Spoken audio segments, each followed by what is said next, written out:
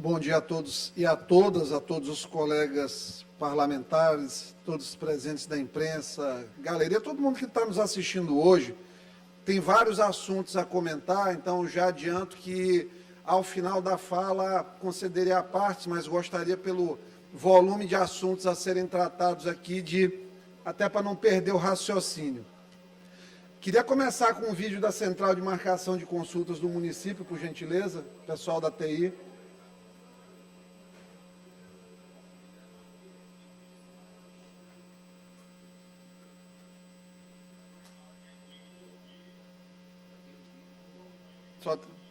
Pronto.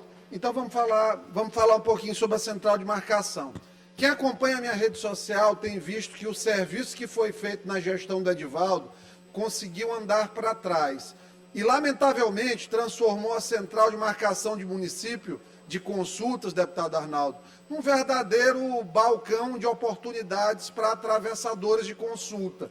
Aquelas pessoas que normalmente são remuneradas ali de R$30 a R$50 para passar na frente e conseguir marcações. Essa é uma antiga máfia dentro aqui da cidade de São Luís, ainda não foi combatida, a gente conseguiu combater quando eu fui diretor do Socorrão, que eles vendiam maca lá dentro do hospital. Para vocês terem noção, o preço de uma maca era R$70 na época, para tirar a pessoa do corredor e colocar numa maca. Infelizmente, com a gestão do prefeito Eduardo Braide, voltou para trás. A única coisa que tem se buscado fazer em relação à cidade são obras com asfalto, né, decorrente ainda gastando dinheiro do empréstimo do Edivaldo Holanda. Eu entendo, a velha história, São Luís costuma reeleger prefeitos que trabalham no último ano. Então, o Braide está fazendo caixa dele para o último ano, encher a cidade de obra e a população, mais uma vez, ser enganada. E aí, no segundo mandato, a gente já sabe, o cara não tem mais reeleição e vai fazer do jeito que quer. Fica aqui o alerta, respeitosamente, ao processo político ludovicense, infelizmente. Fazer o segundo ponto aqui, outra situação muito grave, é em relação à iluminação do centro histórico.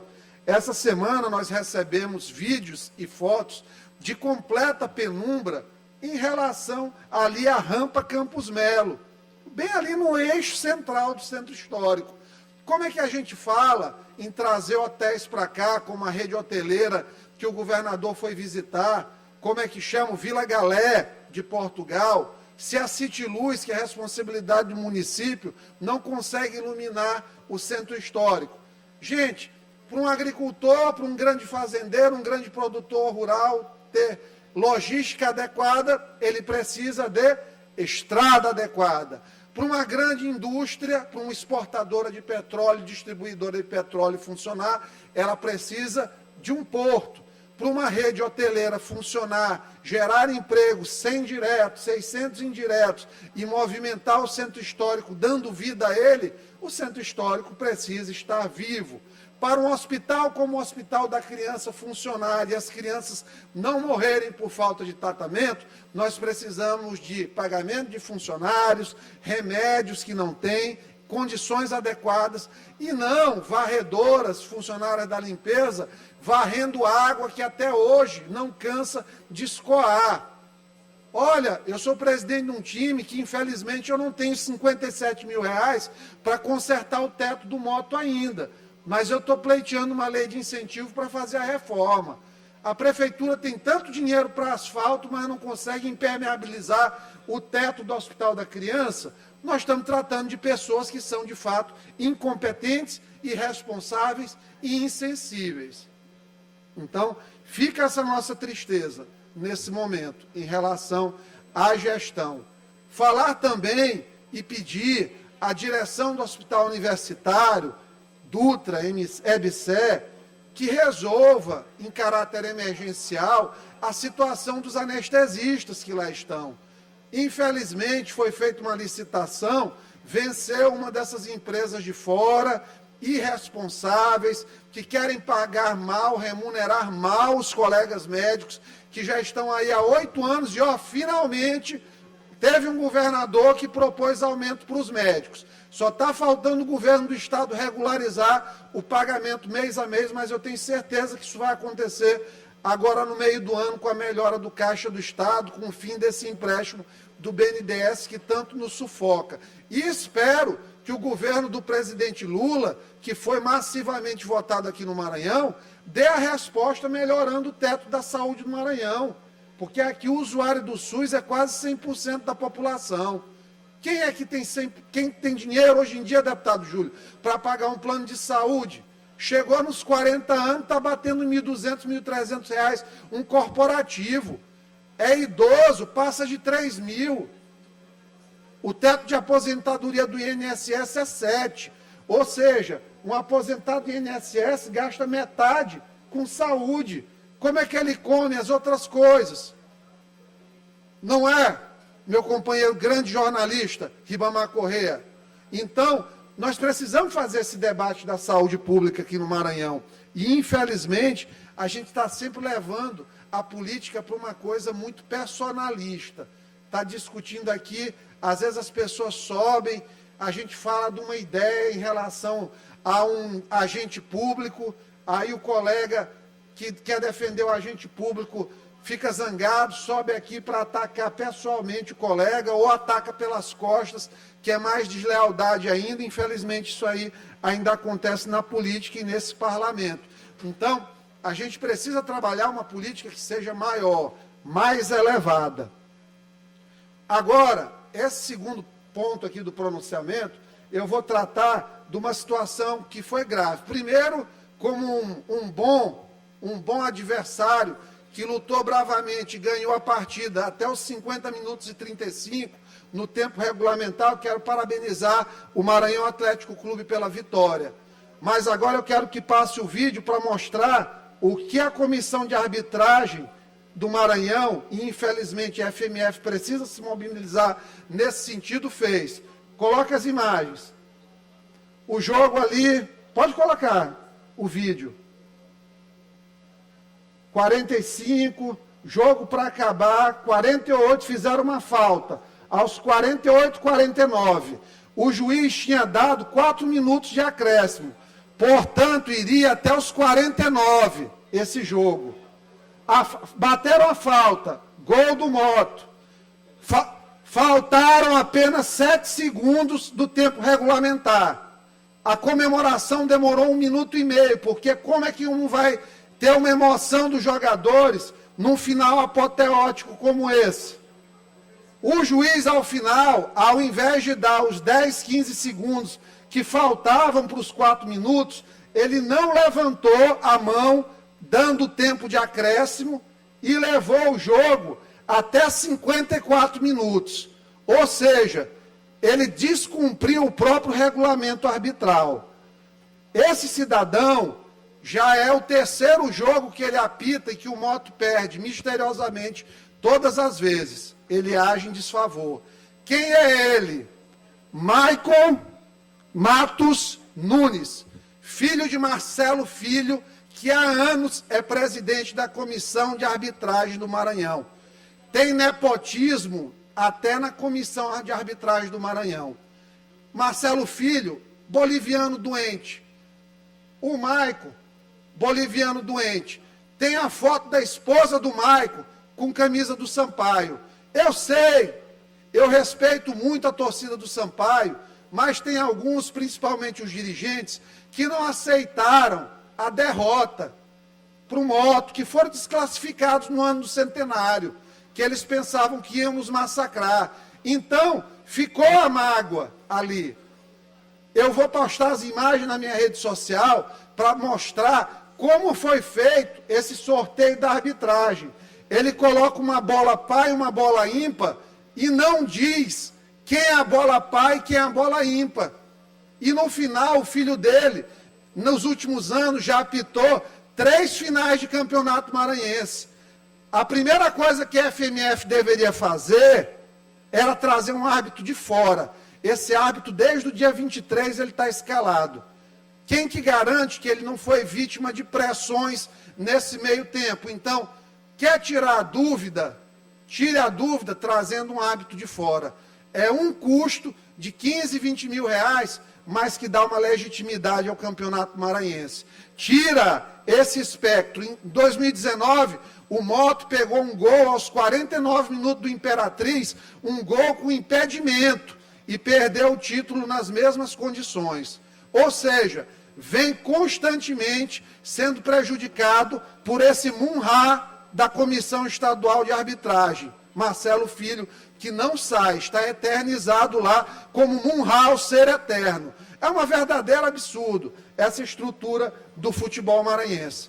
A quem quiser achar que é choro, as imagens estão aí, falam por si só. O juiz deveria ter dado no máximo 25 segundos. Se queria dar mais tempo, deveria ter indicado o tempo. O título foi roubado do Moto. Por isso que não tem tristeza aqui. Ontem, nós já fomos conversar com o presidente do TRT para centralizar as dívidas. Vamos buscar a vaga na Série D, que se Deus quiser, se conseguimos as condições financeiras, para tentar com calendário completo, já conseguimos Copa do Brasil, pré-Copa do Nordeste, estou deixando aí o Moto sem um processo trabalhista e com todas as folhas de pagamento em dia, porque sou responsável, mas o Moto foi garfado. Agradecer a toda a comissão técnica, a Lucas, a Marcinho, todos os profissionais do Moto, os jogadores, ao grande Léo Silva, que não merecia ter sido roubado no final, como fomos roubados aqui por essa arbitragem. Infelizmente, ainda acontece isso. E aí, o bonitão do árbitro, ao final, ele ainda coloca meu nome na súmula, porque eu fui tirar satisfações com ele. Pela primeira vez, em 17 meses, eu conversei com o árbitro depois da partida. Olha o que ele disse que eu disse: ladrão, safado, tu não apita mais jogo do Moto. O que eu disse para ele? Ele estava olhando para um lado e para o outro. Eu disse: olha para mim, olha para mim, olha para mim. Tu roubaste o jogo. E isso eu sustento, porque foi roubado, foi fora de procedimento. Ele não é árbitro do CBF. Agora ele diz que eu chamei de ladrão safado. Escrever em súmula, cada um escreve o que quer. Agora ele tem que provar, com gravação, que eu chamei ele de ladrão e safado. Porque senão isso aqui eu vou processá-lo. E nós já estamos entrando com representação no Tribunal de Justiça Desportiva, na comissão arbitral. Vou levar isso aqui para a CBF, sem dúvida alguma, vou levar. E jogo do Moto, esse cidadão realmente, enquanto eu for presidente, ele não apita mesmo.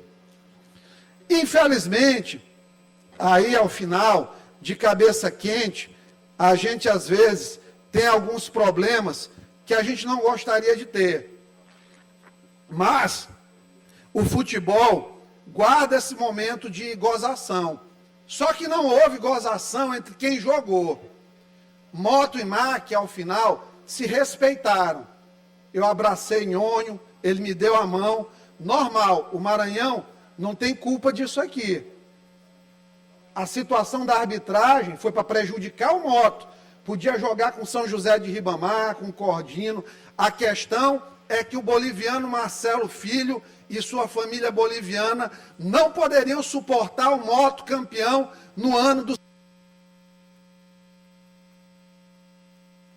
A questão é que o boliviano Marcelo Filho e seu filho, Michael, não poderiam suportar o Moto campeão no ano do centenário do Sampaio, tendo humilhado eles em campo, como nós fizemos na semifinal. E aí, aconteceu uma coisa que eu nunca vi. Senhor Sérgio Frota, a quem tenho consideração, até, mesmo com o que aconteceu, que eu vou contar, continuo tendo, porque eu não sou ingrato.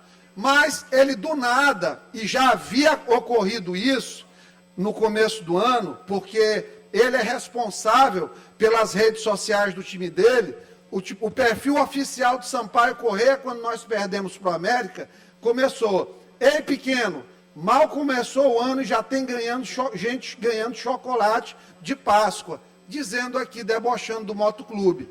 Eu avisei a ele. Quando o Sampaio foi desclassificado em 3 torneios, eu me solidarizei a ele. Escrevi isso, inclusive, em postagens do Instagram, que ele apagou maldosamente. Sabe por quê?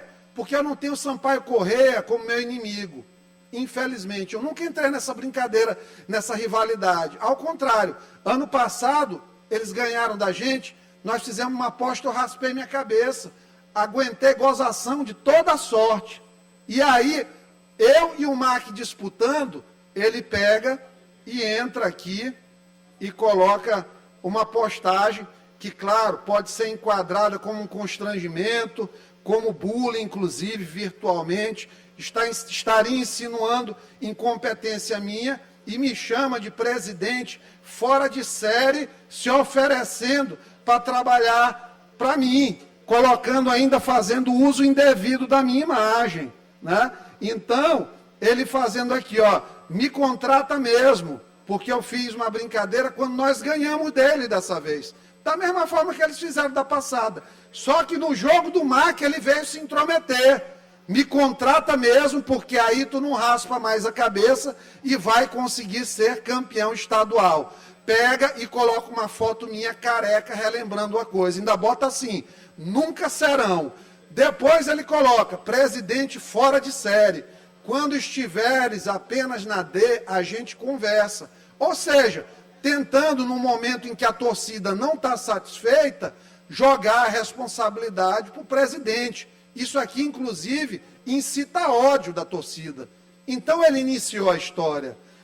Na semana que eu ganhei dele, tá aqui, ó, dá um closezinho aqui, Raile, por favor. A TV Assembleia não consegue. Ele me mandou a mensagem perguntando se o árbitro estava dentro do bolso, do meu bolso, se eu paguei árbitro. Eu disse, meu irmão, não tenho dinheiro nem para a folha de abril ainda. Imagina para dar para árbitro. E liguei para ele. Ele botou 2 mensagens que ele apagou, mas ele disse, tu podes tirar de emenda. E é isso que eu estou dizendo, eu sou agente público. Minha palavra tem fé pública aqui. Eu estou aqui, eu inclusive estou aqui com a obrigação de falar a verdade, sob pena de ser, inclusive, punido eticamente. Liguei para ele, disse para ele que eu não fazia esse tipo de coisa. E escrevi, emenda não vai para isso, senhor. KKKK, ainda brincando, para não ter que dar uma resposta atravessada. Para ver como é o pensamento dele. Imagina, desviar o dinheiro da emenda para pagar time de futebol. Assim que ele sustentou, provavelmente, o Sampaio. Mas vamos lá, ele entrou com uma ação ontem ainda contra mim. Vamos lá, o que ele alega aqui, o que ele se ofendeu. Vamos lá. Bem aqui, peraí. Está aqui. Realmente, eu disse, aí eu disse para ele, falou o Sérgio Frota, o Bi desclassificado, até poupei de uma desclassificação, botei Bi, foi tri desclassificado, que perdeu para o MAC, perdeu para o Moto. Só não perdeu a falta de humildade com folha de 350 mil reais por mês. O time dele é bom de esquema de aposta. Eu não disse que ele era, o time. E o Sampaio está sendo investigado, existe um inquérito em curso em que 4 jogadores do Sampaio estão sim sendo investigados. Realmente, nunca seremos alvo de investigação por crime, porque a gente não entra nisso. Mas vamos lá, continuando aqui. Aí ele quer dizer que eu fui ofendido porque eu tenho 58.800 seguidores. Mas vamos lá. Realmente, Sérgio Frota, você tem muito a ver com a final que não participou. Perguntei, fez uma apostazinha aí no MAC? Interrogação, não uma acusação. Isso teu time conhece, pelo menos uns 4. Não falei da pessoa dele. Respeita quem acabou com teu centenário. Aqui é Moto. E aí, em outra postagem, em outro story, eu faço uma divagação, em que eu digo, saber perder é importante. Por isso que o Motoclube, na minha gestão, nunca foi atrás de juiz com mala branca, como alguns aí do futebol já me falaram para ir, nem de comissão de arbitragem para negociar. Porque, infelizmente, todo mundo sabe, a gente sabe a dificuldade de provar isso, mas a gente sabe que o coelho está dentro da cartola. Nunca combinei resultado com o presidente de outro time para prejudicar a rival. Já existe uma denúncia contra o Frota por ter aberto um jogo para prejudicar o Moto e rebaixar o Moto da Série C. Existe essa notícia na imprensa, bem fundamentada. Eu disse, ganhamos e perdemos no fair play. mas não direcionei isso aqui à pessoa dele, dizer que ele foi atrás de juiz de mala branca, não tem nenhuma citação nominal. E disse, Sérgio Frota, antes de se preocupar com moto, melhor se preocupar em não ficar 5 posições atrás do ABC, senão nem Copa do Brasil tu disputas. Bem-vindo à Copa FMF. Foi um prazer, meu irmão, carimbar o teu passaporte. Um abraço.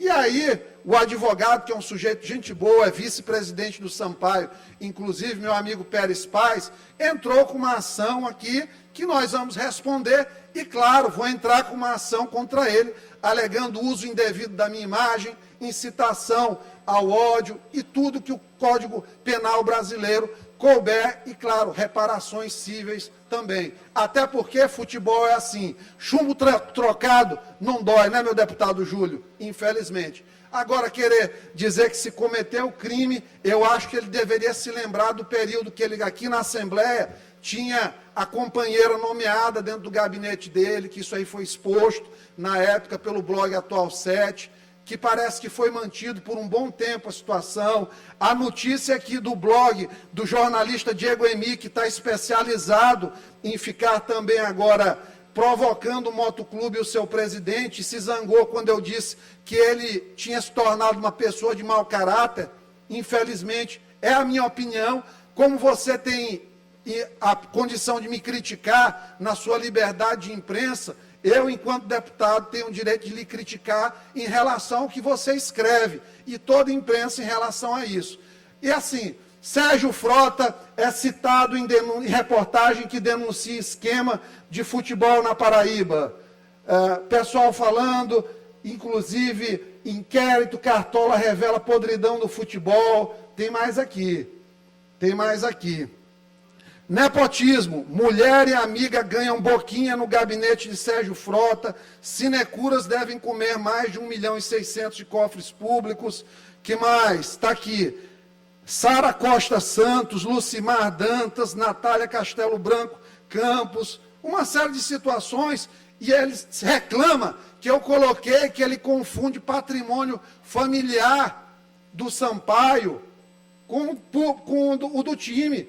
O filho dele é cotado para assumir a direção da SAF do Sampaio.